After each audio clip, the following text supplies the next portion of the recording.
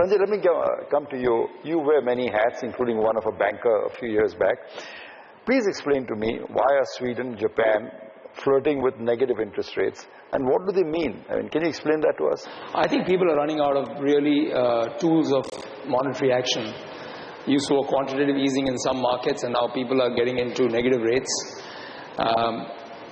And you know, that's one way of trying to stimulate inflation. But I think these people are really suffering from massive deflation. That's really what the issue is. Some of these tools are quite non-traditional. They've never been used before, so one doesn't know the repercussions on it. But I think for us it means we may have a lot more money coming our way because of the relative comfortable macroeconomic situation that we are perceived to enjoy vis-a-vis the rest of the world. So I think we're getting into uncharted territories. And you've seen the action in Japan by cutting rates, what's happened to the yen. So it's I think you've got to watch out for it. We all really don't know It's what's pretty happening. uncharted, yes. Right. But does that strengthen the case for the governor of the RBI to reduce rates in India now? What is he waiting for? You know, I somehow am not in the camp of cutting rates for the sake of it. I do agree real rates look high, but they're high for a different reason. And the big reason is that you are having one of the largest fiscal deficit to GDP ratios among the emerging markets. It's whatever, 65, 68%. And the fact is that we do borrow everything from our local. All of us sitting in this room, we are the ones who are financing the deficit. So the good thing is, it is all financed in rupees, but it preempts the entire private sector, and the government really borrows most of it. So I think that's a big monkey on your back. So I think until you see the spend of the fiscal, the composition of the fiscal expenditure shift towards, again, a trade-off like you were saying, they've got to make a trade-off. If you want to keep a high fiscal, where am I going to spend the money? Can I have a minister of, I don't know, let's call him incremental fiscal spend, you know, who has all the powers to execute clear projects, whether it's infrastructure or whatever. You know, and then you see, it's like underwriting a deal, right? If you think I'm going to spend a rupee if I can get 18% back on it in, say, 20 years, not even 5 years, I think then there's a case where central banks can feel that, okay, I think it's time to bring down the rates because the private sector can participate in the growth. But each time you do a fiscal expansion that goes into wasteful expenditure, which this government hasn't done, by the way, they've only reduced it, I think then it's a problem. So I think I'm back. I love the thing you said about leap of faith. There are a couple of, in this budget or a vision statement, they have to make a couple of trade-offs. Okay, I'm not going to cut it below 3.7, let's say. I'm going to make it 3.8, but I'm going to spend this extra 0.2 in this constructive way. And okay, all you parliamentarians, give me 3 years to perform. Just say it, right? Or you can say, I'm going to cut taxes and I'm going to put more savings in the people's hand because they're dying to consume and save more. I think you got to make a few trade-offs. You'll get some right, some wrong. But to make no trade-offs and to have no game plan doesn't take you from point A to point B. And I think then we just stay at this lackluster rate of growth. So I really think, unless you have a clear vision for execution, some are right, some are wrong, doesn't matter. I think you will see rates come down after that. Just to reduce rates is not going to incentivize any private sector captain today to start putting more money in real assets. Real estate, yeah, but not real assets. So I think that's the issue. Right. Just sticking to banking for a minute, you know, one of the great reasons for the Indian markets to fall has been this PSU banking crisis, the NPAs that they have. How do you do surgery there? Is there any options that the government should be exercising to stem this rot? Well, I think what they're doing now is the right thing to do. It should have been done a few quarters earlier, but so be it. It's a great time. I think if you ask me, one structural reform that is going on, we don't talk about, is the bankruptcy code that is nearly in a final stages of shaping up. We've all contributed quite a bit to it in terms of best practices from the UK, which I think is the model we are going towards. And you've got to have the banks recognize the loss. There's no point dressing it beyond a point. So I think one structural reform that we don't give enough credit to is the bankruptcy code in final stages. Quarter by quarter provisioning is going on.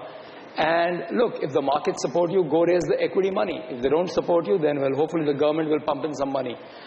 But unless you clean and really come out in the open, you can't address the problem. This is exactly what happened with European banks. We American banks, my ex-job, one fine day the government stepped in and said, we own you, here's the capital, you're diluted to zero, we own you, perform, we'll give you the equity back, and that's what they did. But they corrected the issue. I think we are hopefully doing that, and I think that's a great move here. I don't think it's a rot at all, by the way. I think we're getting rid of the rot and getting ready for realizing what is the real hole in the government bank, so that the finance minister can lay aside whatever, 80,000, whatever the number is, crores, in the next 3 years to recap the banks. If you don't know the problem, what is he going to allocate here? So I think this is a great move. But in India, do we still need this public sector banks? In '69, Mrs. Gandhi nationalized them. I mean, now we have enough of private sector banks. We have enough digital technology. Is there a role that they have to play still? Absolutely. I think they have a big role to play, because as of now, the private sector banks, I don't think have demonstrated the ability to take long-term project risk here.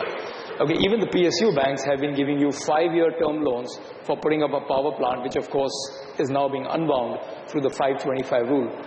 But we don't have the private sector banks yet taking that kind of duration risk.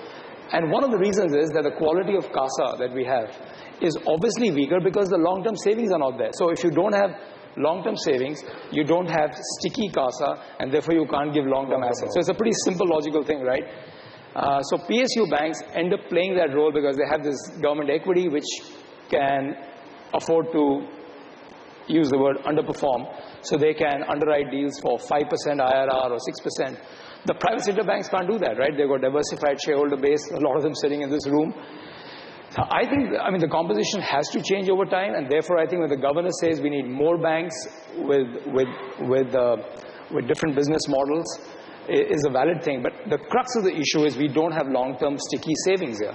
If you don't have long-term sticky savings, because the government takes a lot of it away, you're not able to build, a really robust banking system. Until then, you need the PSU banks, absolutely.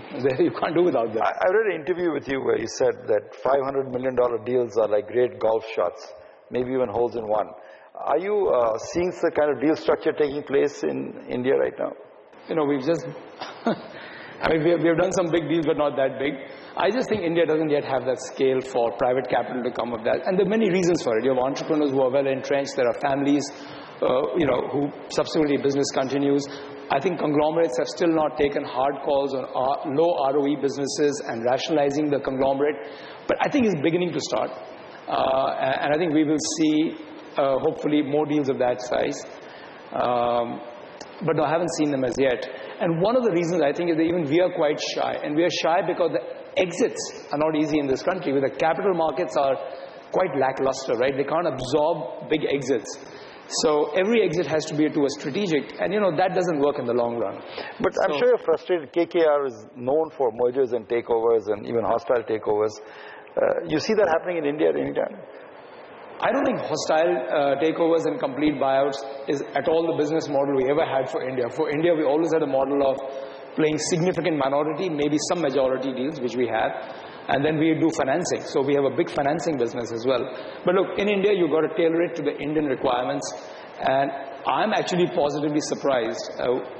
We put about $6-7 billion to work in India across financing and equity, that you can actually be very useful for the simple reason there is not enough local capital available. Foreign capital becomes quite valuable. And I believe private equity capital is much more long duration than the FII kind of capital, which has been, putting us through the volatility.